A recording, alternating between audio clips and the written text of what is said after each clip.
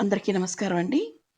ఈరోజు కాశీ విశ్వనాథం పట్రాయుడు గారు రాసిన 'అతి రహస్యం బట్టబయలు' అనే చక్కటి హాస్య కథ విందాము. ఈ కథ ఫిబ్రవరి 2025వ సంవత్సరము హాస్యానందం హాస్య మాసపత్రికలో ప్రచురితమైందండి.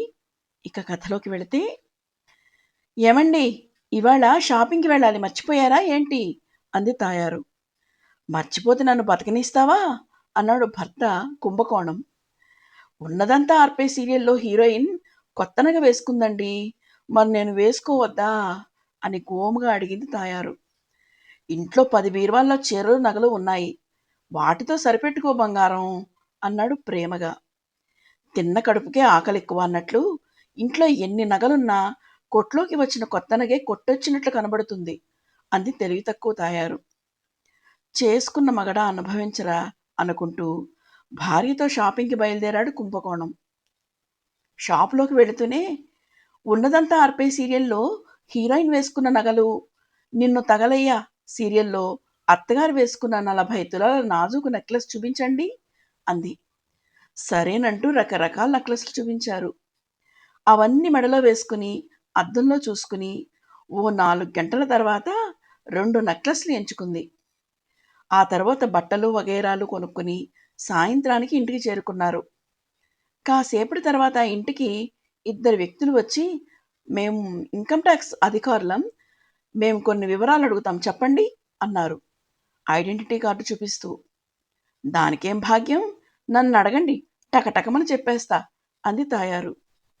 "మీ దగ్గర ఉన్న బంగారం, నగదు, స్థిరాస్తులు వివరాలు చెప్పండి" అని అడిగారు. తాయారు చెప్పబోతూ ఉండగా, "వద్దు, చెప్పకు" అని సైగ చేశాడు భర్త కుంభకోణం. "అమ్మ పెట్టా పెట్టదు, అడుక్కు తిననివ్వదు" అన్నట్లు "నువ్వు చెప్పవు, నన్ను చెప్పనివ్వవు" అని సణుగుతూ బీరువాలో ఉన్న నగలన్నీ అధికారికి చూపించింది. ఎక్కడెక్కడ ఇళ్ల స్థలాలు ఉన్నాయో వివరాలన్నీ చెప్పింది.